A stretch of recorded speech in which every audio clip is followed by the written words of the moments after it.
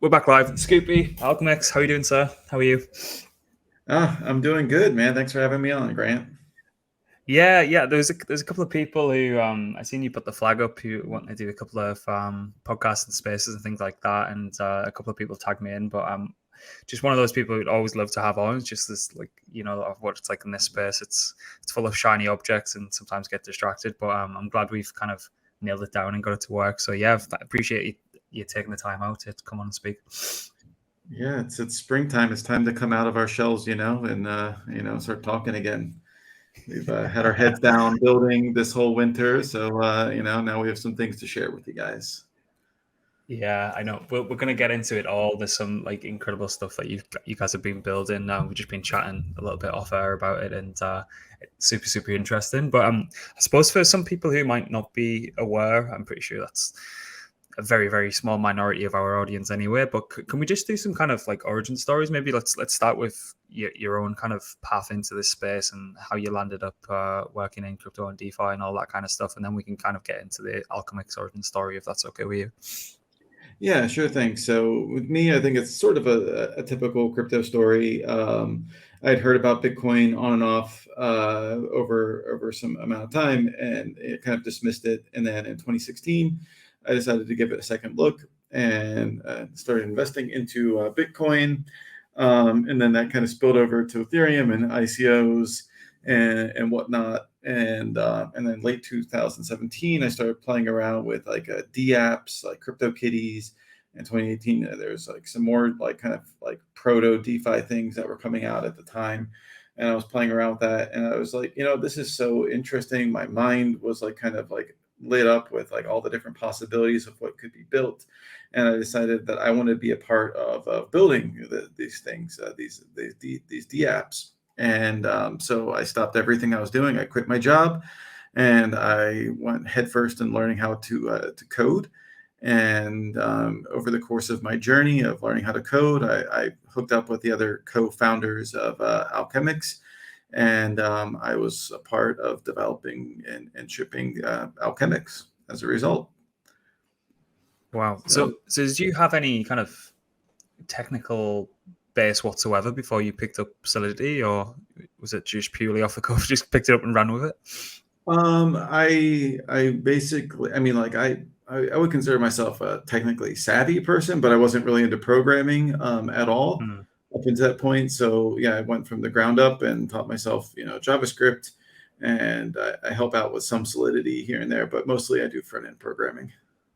All right, sweet. So what so aside from your own kind of story, what was happening in the early days? Like what was the ideation phase for kind of Alchemix, and how did this all come about?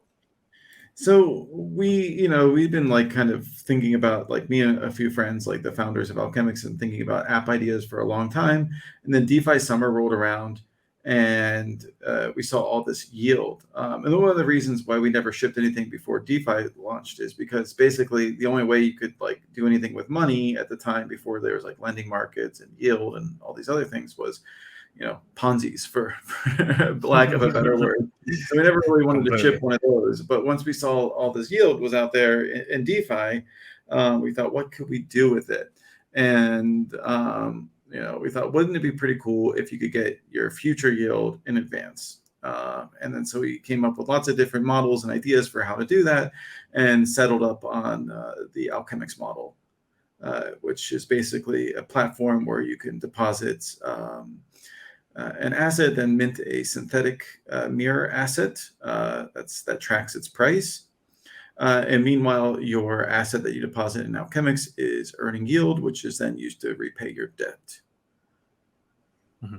Yeah, that's awesome. So what were the kind of those kind of eureka moments that you've seen in the early stages? Was it the likes of, I don't know, a synthetics and Aave compound that like really made your kind of ears prick up? And what like the first ideation phase of DeFi, is there any kind of standout products that you kind of remember thinking, yeah, shit, this is next level, we need to be kind of building in this space?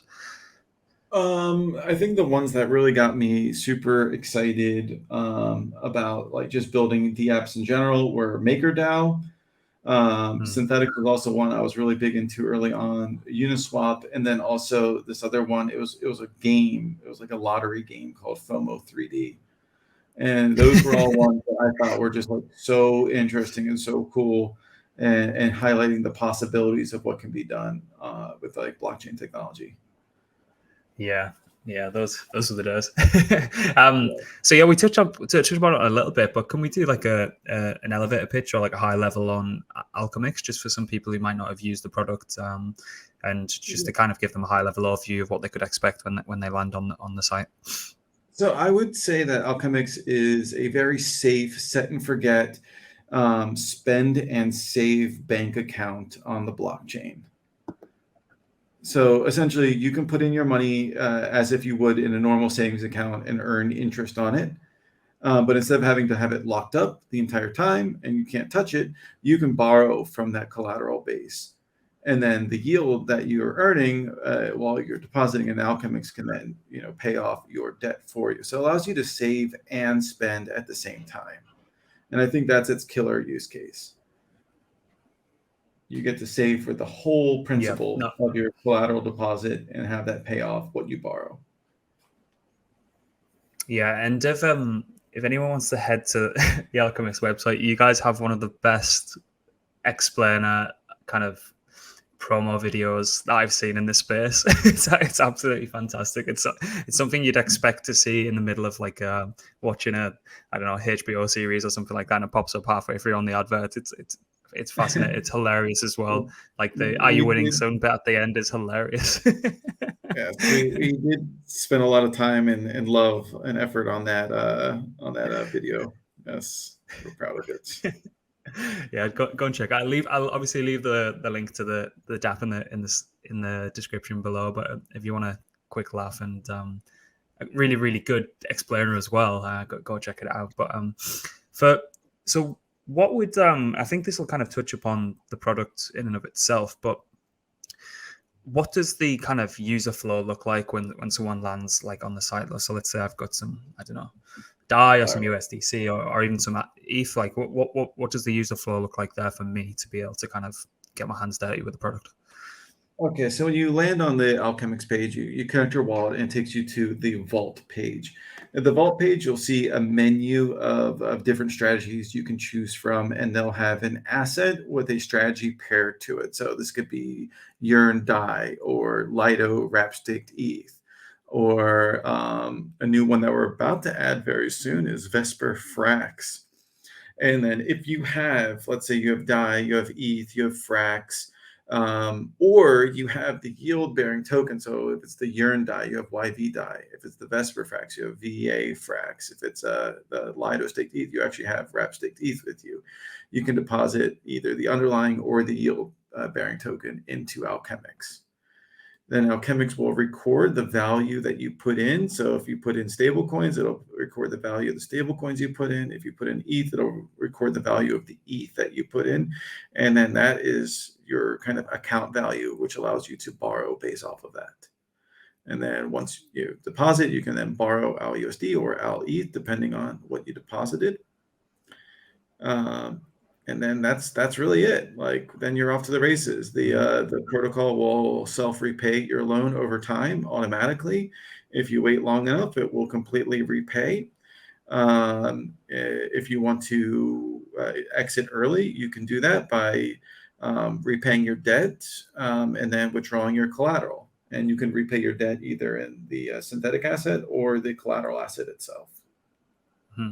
What I think you guys are especially good at, compared to a lot of products out on the market, is even when you've just explained it there, you explain it in a way that's very, very tangible and kind of like real world for people. And I don't know if that's been like a conscious decision to actually make and trying to get your point across in that way, but it feels like a lot of people kind of miss the mark on how they deliver what the product's actually doing and make it into like a tangible, as I said, real world kind of explainer. Is that something that you guys have thought about, or is it just kind of a product of how you guys are?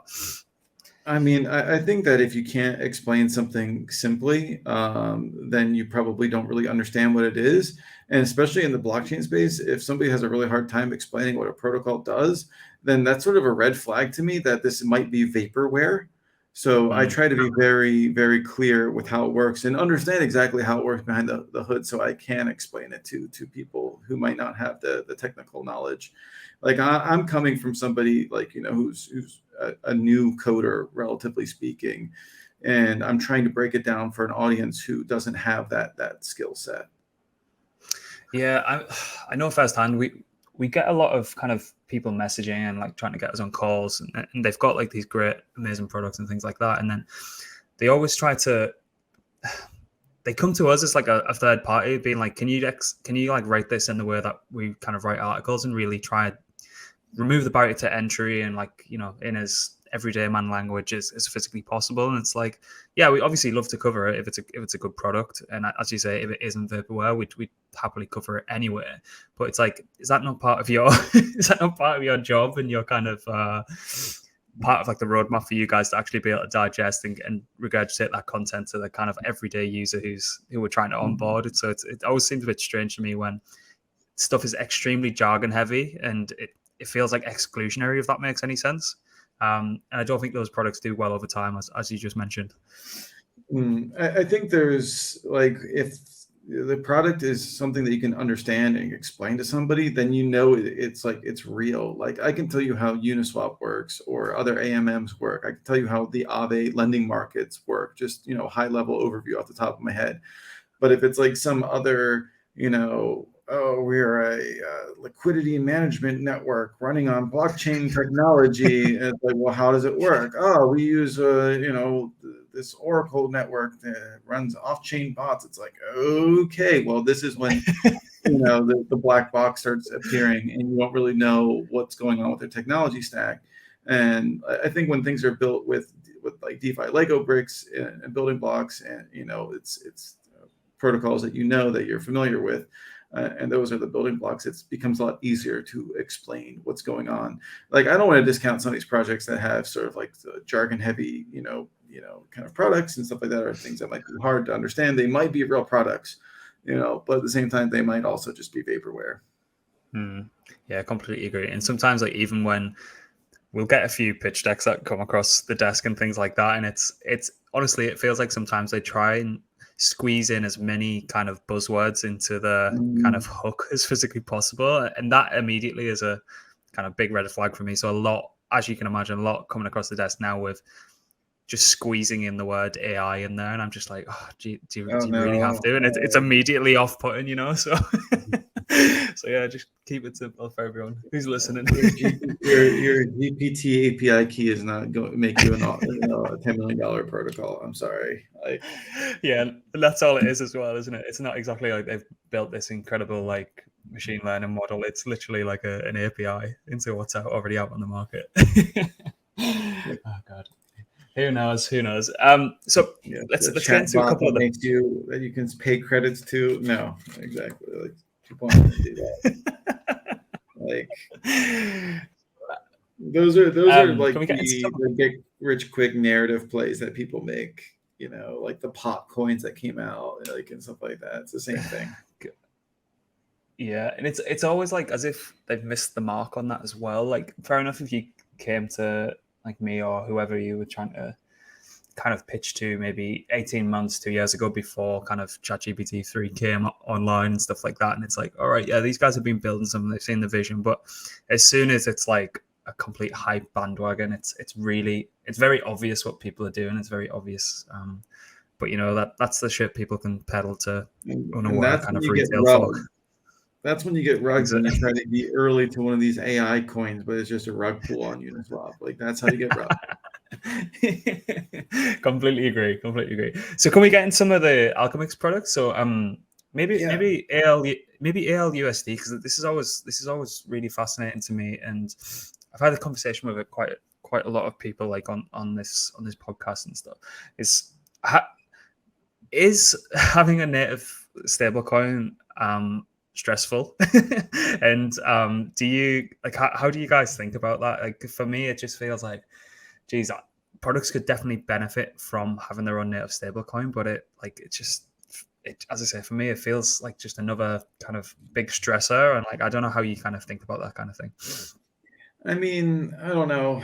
I feel like we're sitting on two nuclear bombs with Tether and USDC and DeFi, and anything built on them, inherits all their risks. So basically, all of DeFi does. So, it's sort of like that Mm, scene in Doctor Strangelove where the guy straps himself to the nuclear bomb, is like, yeehaw, and just like, and I feel like that's kind of the attitude you got to have if you're in the stablecoin space, especially since we are mirrored assets with the major stablecoins like DAI, USDC, and Tether, and soon to be Frax. So wherever they go by default, kind of we go as well with alUSD. Because it's sort of like a meta stable coin of sorts. It takes on the properties of its collaterals. So if one of the collaterals goes down really bad, over time, alUSD would take on those qualities. But at the same time, like as we saw with the USDC depeg a few weeks ago, that any asset that's paired with it automatically is going to get dragged down with it, like just by association. So like same thing happened to DAI, same thing happened to Frax. And then because we're really tied to DAI and Frax and USDC liquidity, we also went down with it. But we're like, hey, mm. as far as somebody being able to convert alUSD to USDC, the peg is still 1-to-1 for all we're concerned. So like we're tied to DeFi stablecoins, not exactly a dollar. So I feel like with that sort of caveat, we can sleep better at night. Yeah, no, I completely get that. And like, what was that like when all was that was unfolding in the Alchemix camp? Was it complete chaos? Um, when it happened, when Terra depegged, like UST depegged, like middle of last year, I think we were more in a panic. Mm, And then I think Tether had its own scare like a number of months ago. And I think we were a little bit more numb to it this time around than when it happened to USDC. We were sort of like, do we need to do anything? Because we have some emergency shutdown valves. Like, and it's like, actually, no, there's nothing we can do. There's nothing to do. All right, let's just ride it out. And lo and behold, a few days later, everything's fine. So, you know, I think it's just the reality of what it is. We're building not exactly on solid ground here because USDC takes on banking custodial risk. USDT, who knows what is going on over there? And sometimes the black box to transparency, because at least if there's weakness, nobody will know. yeah, I mean, I feel as if Tether and USDT is taking that much shit over the years. It's kind of touch wood indestructible, and maybe that black box of opaqueness is Well, does it a BUSD is coming out favorite of at the bottom times. too. So like, what are you gonna do? Like, and then they're issuing, company Paxos, are they gonna come under any fire? Are they safe as well? So it's like it's just a like a a minefield. You're never really sure like what's gonna happen. But I think that since we don't exist in a vacuum and that it's like an ecosystem, if it happens to one of them, it's gonna happen to us. So there's not gonna be like any ire coming our way specifically. And I think people who are in stable coins kind of accept that risk, Yeah, or else they're going to be in and I stable think coins. yeah, and it's as you say, it's not exactly isolated or bespoke to you guys. It's like an industry wide thing. You see kind of assets across the board. Like resonating and performing and echoing what's happening. It's regardless of what the actual product is. So I completely get what you're saying there. But yeah, so how are you guys like? What's the current setup with the ALUSD liquidity pools? Like, how are you guys incentivizing kind of to maintain peg and things like that? What's the current strategy there? Yeah, so we have a multi-pronged strategy as far as this goes. On one hand, our treasury has acquired and is continuing to acquire curve tokens as well as CVX tokens on mainnet, and through curve tokens we lock through stake DAO's liquid locker program, so we can vote on gauges that way. I think we alone control around 1% of the gauge voting power on curve and convex, so that's a big help. That helps us be sustainable. But we also have vote market, incentives that we put on Vodium and staked out vote markets. And those are important because they, incentivize yield in those pools greater than the effect of just our own protocol owned like CVX and Curve.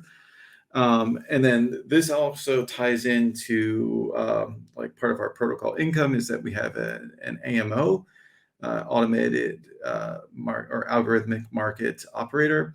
So basically, we used to have a fund, a peg stability module, which was basically just a facility where people could trade alUSD to DAI. But we decided to roll that PSM into the actual Curve market itself. And then, so we have a big chunk of the liquidity that's supporting alUSD. We own that. And so we can, we farm with that on Convex, and that helps, subsidize the cost. So that way, like it's essentially we earn more than we incentivize on the pool because of that. So that makes it sustainable for us. And we also have a sort of like a buyback and bribe program, or it's like a vote market program. So where a portion of the income from the AMO goes to buying back ALCX, which then is used for the next round of bribes. So Yes, they kind of feed into each other, and they're essentially the amount of income that they create is greater than we put in for incentives. So through doing that, we can sustainably incentivize, alUSD and alETH liquidity. Yeah, that's really smart. So it's like a self-fulfilling, self-sufficient flywheel. That's really impressive because you do see it an awful lot, particularly when new products that come onto the market where they're just throwing their own token at it with no kind of, well, very half-baked calculations of how much they're incentivizing based on how much they're earning, and it's kind of sometimes net negative. So it's quite impressive that you guys have are in the position that you can actually be in the green effectively when you are incentivizing. But if you guys were to launch now, do you think, how am I going to phrase this? Do you think the kind of Curve Convex ecosystem bribe market now for kind of emergent stable coins is, do you think the barrier to entry is too high, or like how do you kind of think about that? Because we've had a couple of conversations with new products that are launching, and they're just saying like to play that whole game, like they're getting in a little bit late to that party, so they're having to look elsewhere for ways to kind of incentivize liquidity to maintain their peg and things like that. So I don't know if you have any thoughts on that. There's other markets that I think are also viable, and Alchemix is also playing those. So we're trying to get into the Aura balancer market as well as, and on Optimism, we are one of the larger holders of Velodrome tokens, and that helps us without having to spend any incentives ourselves support upwards, I think, around $5 or $6 million of liquidity. So that's really good for our L2 needs. Yeah. So on that is, but like I would honestly say for newer protocols, like they should look to acquire some type of liquidity directing asset, especially when their floating supply is low and their valuation is high relative to that. Like use that time to do a few treasury sales of buying into another ecosystem's token and doing that way. I honestly really wish that Alchemix had spent its treasury more on doing that, when it was during the bull market, because we would be in a lot better position now than otherwise would have been. Yeah, completely get that. I mean, it's just what it is. It is what it is, isn't it? And as I said, it's, the landscape's ever changing.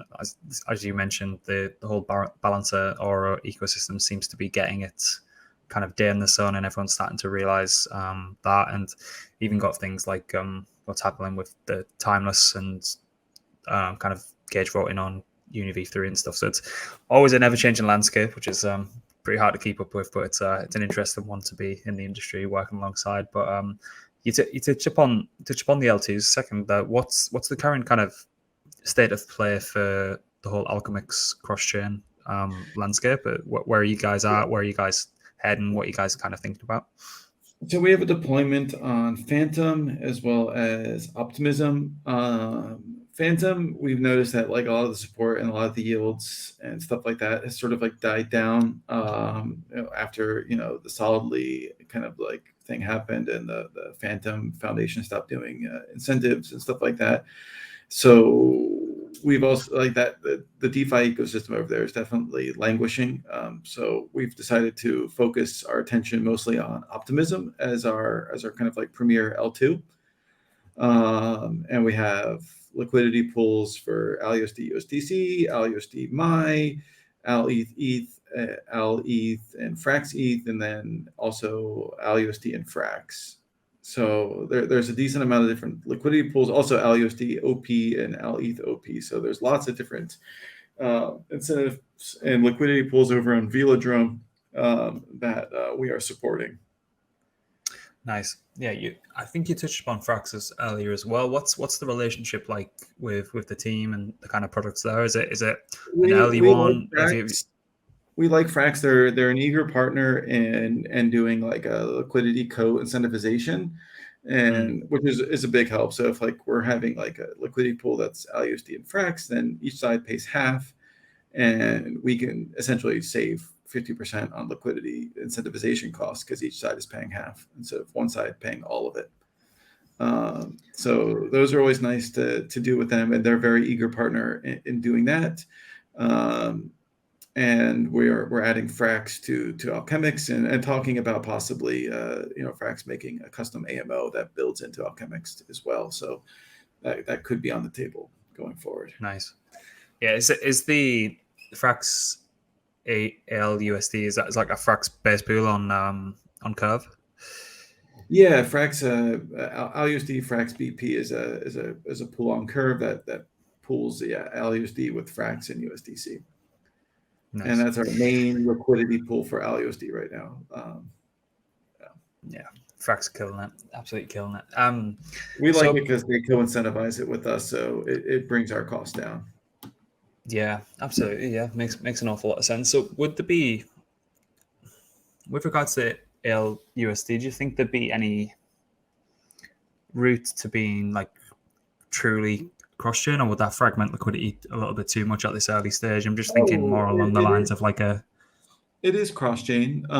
You can bridge alUSD to Phantom and Optimism and mainnet into each other.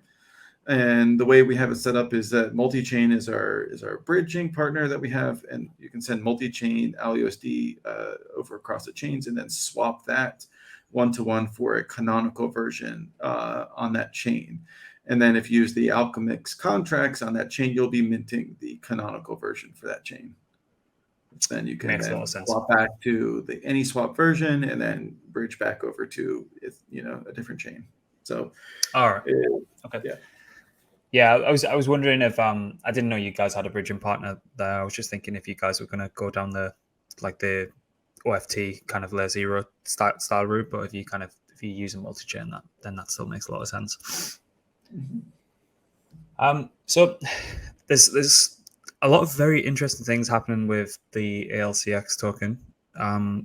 We touched upon it earlier before we started the call, but what's the current kind of landscape with the updated tokenomics, and obviously with the ALCX on the horizon? Just wanted to see if you could fill us all in on that currently.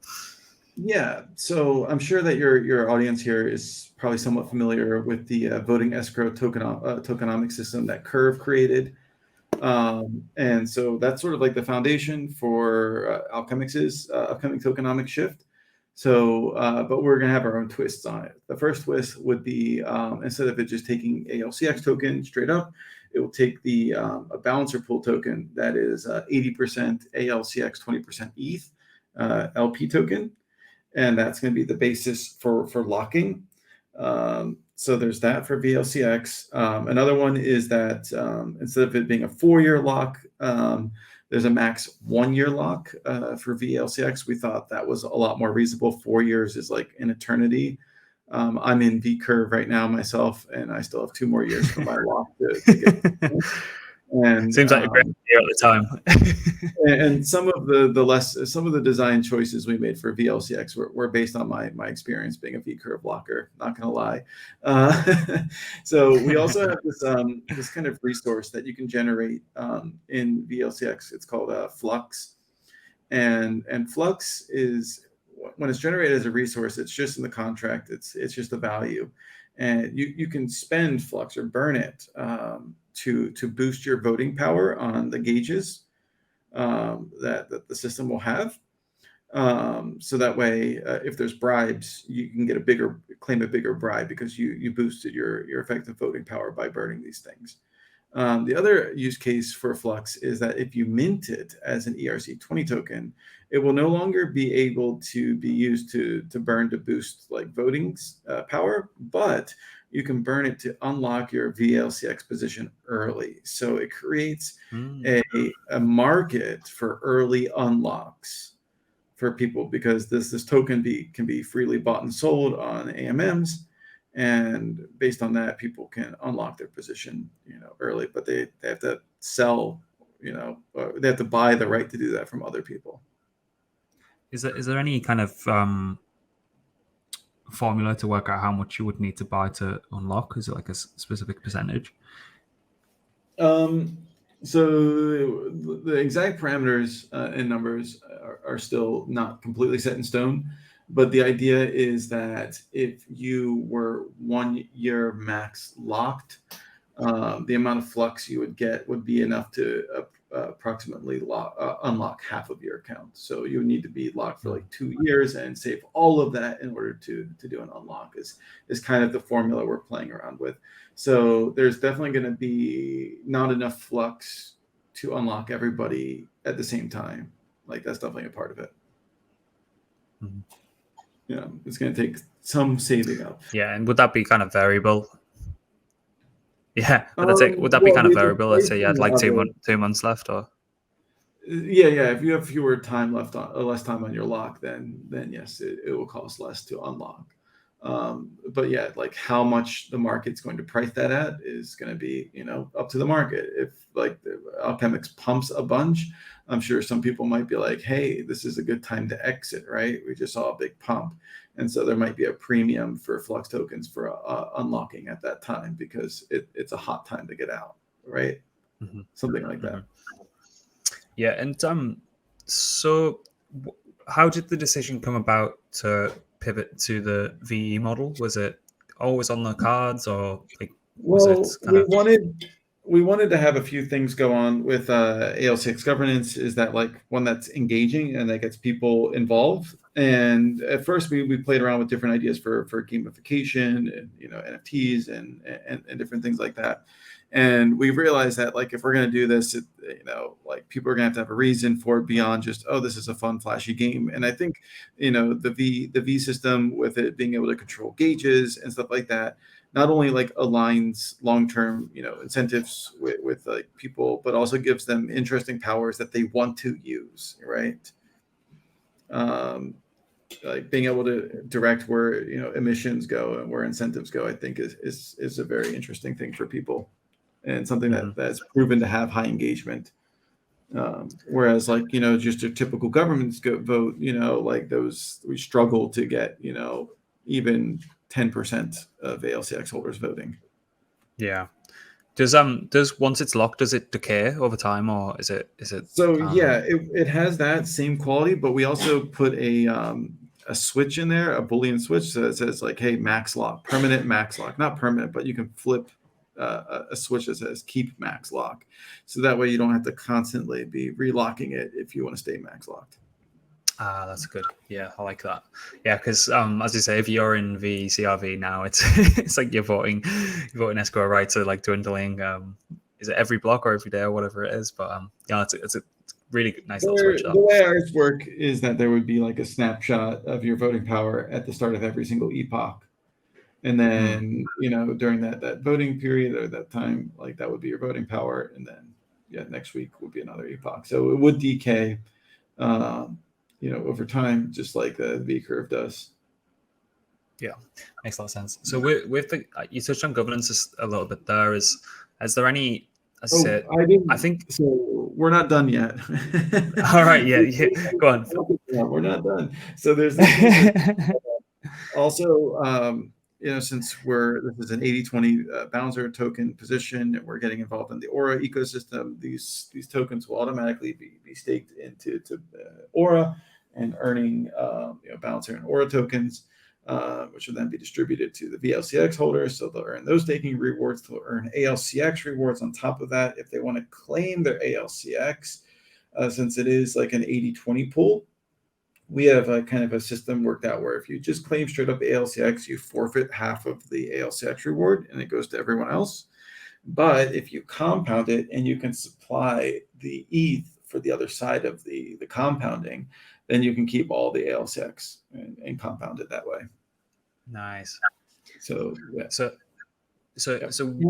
well, And there's also rewards from the protocol and AMO that will be in the form of alUSD and alETH credits for users. So you'll be able to go to the Alchemist and mint some. Either it'll pay off your debt quicker, or if you don't have any debt, you'll be able to mint free tokens. right. So let's. If I think about this from from a user flow perspective, I've got ALCX.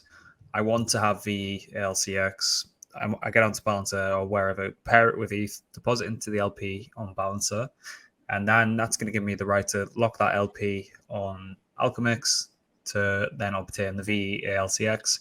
In the back end, that's earning obviously the LP rewards and whatever emissions and bribes from the balancer aura pools and things like that. And then obviously any kind of protocol generated revenue as well is getting distributed. And on top of that, I get the kind of say in the next series of ALCX emissions, if that's correct.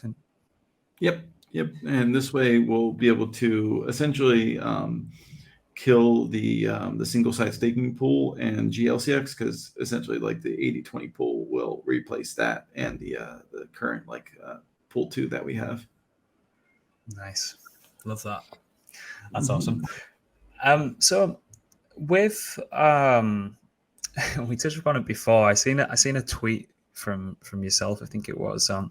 What the hell is this self-renewing ENS or self-repaying ENS? Like, what the hell's going on there? So this is something that was built on a very rarely used feature of Alchemix that we call delegated credit. Essentially, you can give permissions to another account to mint from your CDP.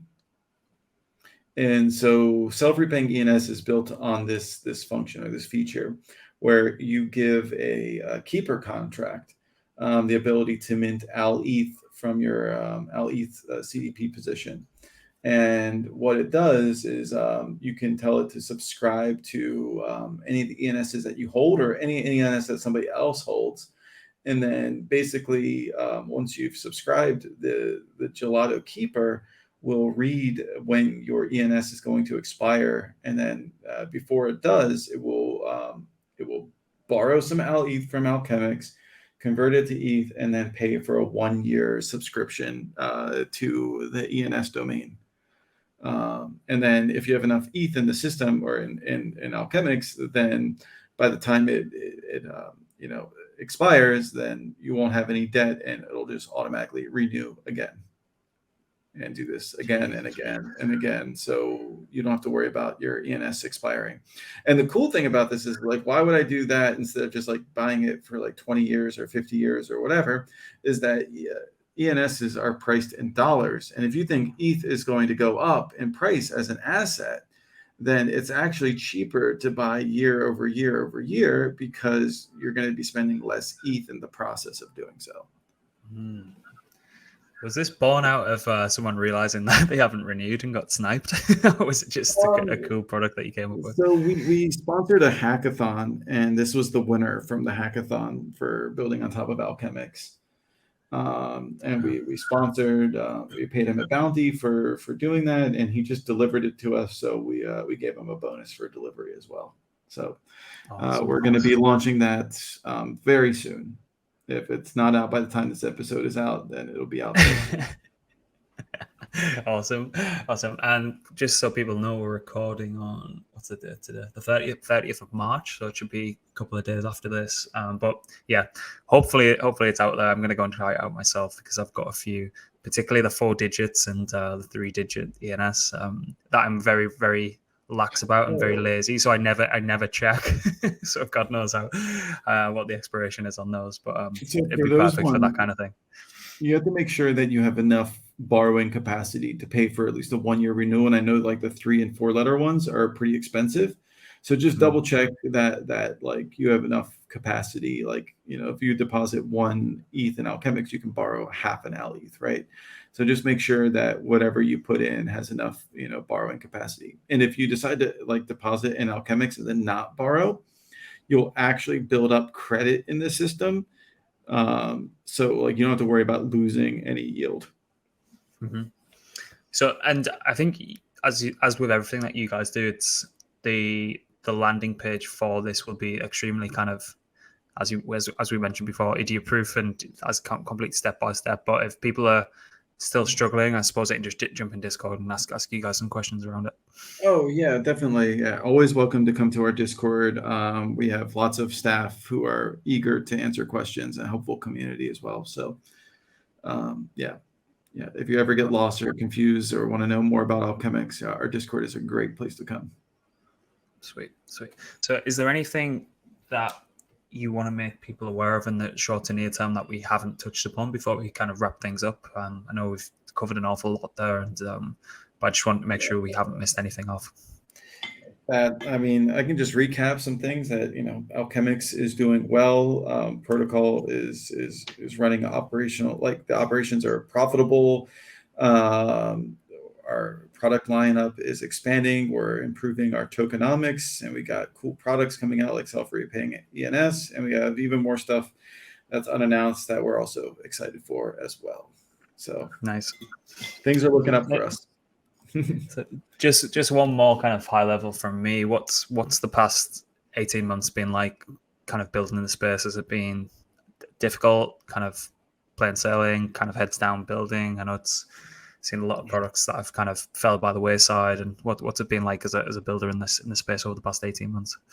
It's really important to keep your mental, head in the game, so to speak. And I think if any projects are out there, they're listening and they're struggling or anything like that, really think about your organization, what's going on in there. Think about what's not working, what could be done to improve it. Like Alchemix, for example, we had some operational inefficiencies in our organization, and we brought in a COO of sorts, somebody helps organize us.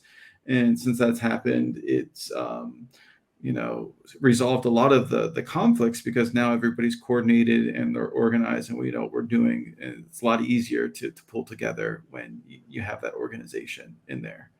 And I'm not sure what other organizations would need as far as what's lacking for them, but we identified one problem, and since fixing it, we've been running a lot better. Yeah, love that. Yeah, I think a lot of things in this space, it's there's sometimes a hesitancy to kind of put those traditional structures in place, but I suppose they're there for a reason. We kind of had it ourselves quite recently, where we were getting bogged down with an awful lot of content. I was just losing my mind over it, trying to oversee everything, and then it's kind of just delegating control to people who are a lot better in that organization kind of position than ourselves to kind of go and do shit. So it kind of frees us up to go and do what we actually need to do, what we actually care about doing. So I would say team building is also important. Like if you have a chance to get together with your team, like at a conference or something like that, do it. It's definitely worth it.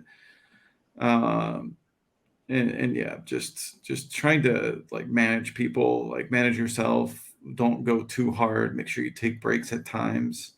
Like I think that's all important, or else you're just not going to last that long, because it's a very grueling, demanding space. So you got to really, know yourself and take off when you need to take off. Yeah, completely agree. All right, Scoopy, thanks very much for your time, and hope everyone enjoyed that one. That was great. And as I say, like maybe a couple of months down the line, I'm pretty sure you guys will be shipping more products as you always do. But I'd love to have you guys on whenever. Just say the word, and sort something out. But yeah, thanks again for jumping on. It's been great. For sure. Hopefully in a few months we'll have some exciting new stuff to share with you guys. Okay. All right. Thanks everyone. If any kind of links and descriptions that we talked about should be below, and you should be able to find them there. But as I said, just jump in the Alchemix Discord if you need any questions straight from the source. But thanks again, and speak to you soon.